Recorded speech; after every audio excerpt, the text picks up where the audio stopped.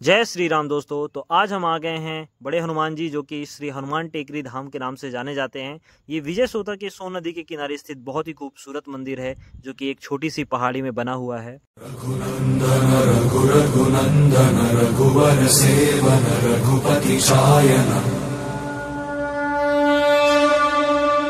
शतयोजन शतशतयोजन शरधि नियोजन शर परिलंघन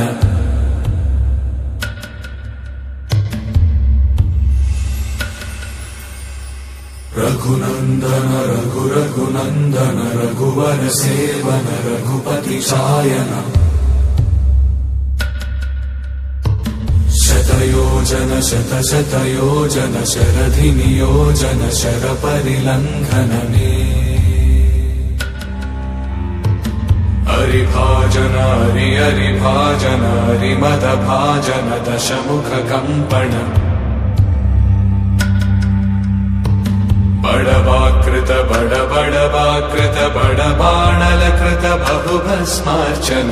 जय केतन जय जय केतन जय हय प्रापुन जय मिडदापुगनी रघुनंदन रघुनंदन रघुवर सेवन रघुपति चायन शतयोजन शतशतयोजन शरधि नियोजन शर परिलंघन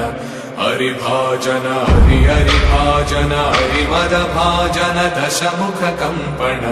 बड़वाकृत बड़वाकृत बड़बाणलकृत बहुभस्मार्चन जय केतन जय जय केतन जय हय प्रापुन जय मिडदापुगनी रघुनंदन रघुनंदन रघुवर सेवन रघुपति चायन शतयोजन शतशतयोजन शरधि नियोजन शर परिलंघन हरिभाजन हरिभाजन हरिमद भाजन दशमुख कंपन बड़वाकृत बड़वाकृत बड़बाणलकृत बहुभस्मार्चन जय केतन जय जय केतन जय हय प्रापुन जय मिडदापुगनी रघुनंदन रघुनंदन रघुवर सेवन रघु